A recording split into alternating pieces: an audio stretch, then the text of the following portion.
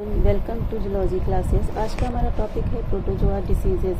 इससे पहले हम दो टॉपिक डिस्कस कर चुके हैं, nutrition in protozoa and locomotion in protozoa. Protozoa diseases. Protozoan एक यूनिसेलुलर एनिमल है। इनकी अधिकांश संख्या स्वतंत्र परजीवी होती है, लेकिन कुछ मैन तथा इसके पालतू जंतुओं में पाए जाते हैं और इनकी बॉडी में विभिन्न प्रकार के डिसीजेज उत्पन्न करते हैं। इन रोगों को उत्पन्न करने वाले प्रोटोजोन्स को तीन कैटेगरी में रख सकते हैं। Number 1, protozoa of blood and tissue, protozoa of alimentary canal, protozoa of reproductive system. तो सबसे पहले हम लेते हैं protozoa blood and tissue. Protozoa of blood and tissue. Blood and tissue में कई प्रोटोजोन्स प्रेजेंट होते हैं जो निम्न हैं। इसमें सबसे पहले लेते हैं प्लाज्मोडियम। प्लाज्मोडियम इसे कॉमनली हम मलेरियल पैरासाइट भी कहते हैं, जैसे कि सेप्रोजोन पैरासाइट भी कह सकते हैं। तो मैन में यह एसेक्सुअल डिवीज़न के द्वारा आरबीसी तथा लीवर की सेल में मल्टीप्लाई करता है और मीरोजाइट उत्पन्न करता है। यह आरबीसी और लीवर सेल को तोड़कर बाहर निकल जाता है। इस क्रिया के समय टॉक्सिक पदार्थ, जिसे हम हीमोजाइन कहते हैं, भी रिलीज होता है, जिसके फलस्वरूप लगातार जाड़ा लगकर बुखार आता है। इंडिया में हर साल मलेरिया से बहुत सारे लोग पीड़ित होते हैं और कुछ इसमें मर भी जाया करते हैं।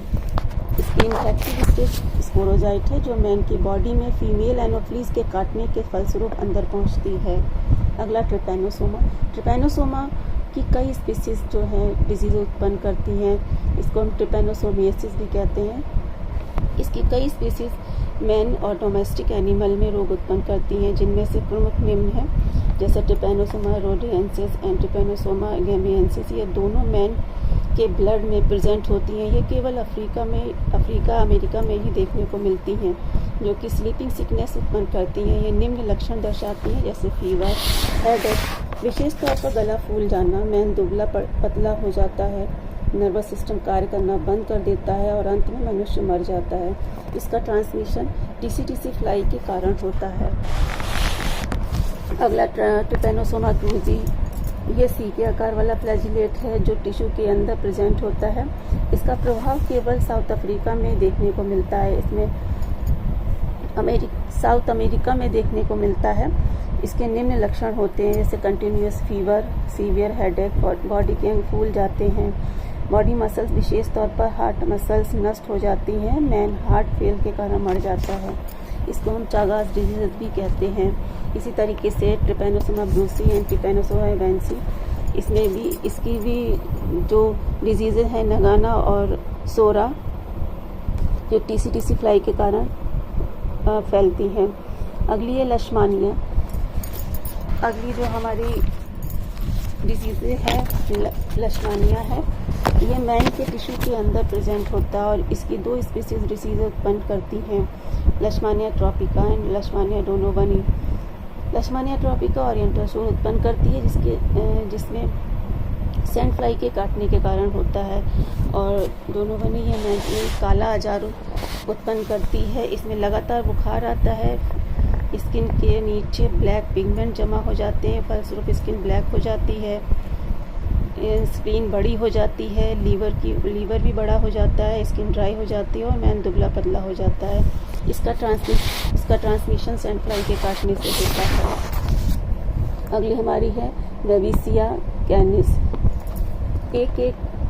ये बेविसिया कैनिस जो है स्पोरोजोन पैरासाइट है, जो कैटल की आरबीसी में प्रेजेंट होती है, जो रेड वाटर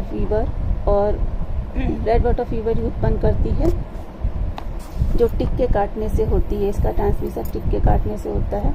इसी तरीके से बेविसिया इक्वाई है, हॉर्स के आरबीसी में होती है, जो कि पैरालाइज और जॉइंटिस उत्पन्न करती है। इसका ट्रांसमिशन भी टिक के द्वारा होता है। अगला हमारा है protozoan of alimentary canal. Protozoan alimentary canal में अमीबा हम लेंगे,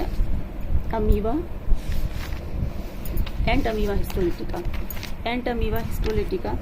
यह मैन में लार्ज इंटेस्टाइन में पाई जाती है। यह दो ग्रुप में पाई जाती है, लार्ज और स्मॉल।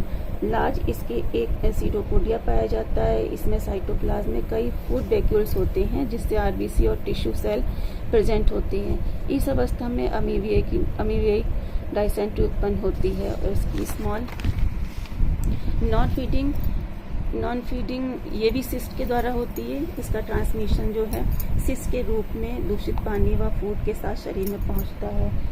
इसमें पेट में दर्द, कभी कभी बॉडी के विभिन्न पार्ट्स में विकसित हो जाता है। जब ये ब्रेन में होता है ये मनुष्य का मृत्यु का कारण भी बन सकता है। इसी तरीके से जियार्डिया इंटेस्टाइनलिस ये एक फ्लैजिला वाला प्रोटोजोन है। यह बच्चों की इंटेस्टाइन में पाया जाता है। यह विटामिन और अमीनो एसिड पर फीड करता है। इसके साथ साथ ये फैट के अवशोषण को कम करता है। इसमें लूज मोशन, डायरिया, भूख समाप्त हो जाना, पेट में दर्द, हेडेक। इसका ट्रांसमिशन भी सिस्ट के द्वारा होता है जो कि दूषित पानी और फूड के साथ हमारी आंत में पहुंच जाता है। पैलेंटिडियम कोलाई ये एक्सीलिया वाला प्रोटोजोन है जो लार्ज इंटेस्टाइन में पाया जाता है। ये पानी और विटामिन के अवशोषण को कम कर देता है। ये इस प्रकार डायरिया उत्पन्न करता है। इसके साथ साथ अल्सर भी उत्पन्न करता है। ट्रांसमिशन ये सिस्ट बनाता है जो दूषित पानी के साथ मैन के इंटेस्टाइन में पहुंच जाता है। मैन के इंटेस्टाइन में पहुंच जाता है। इसी तरीके से ट्राइकोमोनास ये एक फ्लैजिला वाला प्रोटोजोन है जो इंटेस्टाइन में रहता है। इसकी दो प्रजातियां हैं, ट्राइकोमोनास टेटनास और होमोनिस। ये टेटनास जो है ये बड़ी आंत में रहता है और डायरिया उत्पन्न करता है। होमोनिस ये माउथ कैविटी में रहता है और पायरिया उत्पन्न करता है। इसका ट्रांसमिशन भी इसी कारण दूषित पानी से रोग उत्पन्न करता है। अब अगला है पैरासाइट ऑफ रिप्रोडक्टिव ऑर्गन। कई प्रोटोजोन रिप्रोडक्टिव ऑर्गन को प्रभावित करते हैं जिसमें से है ट्राइकोमोनास वैजिनैलिस। इसमें प्रमुख है। यह फीमेल की वेजाइना में रहता है। इसके साथ साथ ये मैन के यूरिथ्रा तथा प्रोस्टेट ग्लैंड में भी होता है।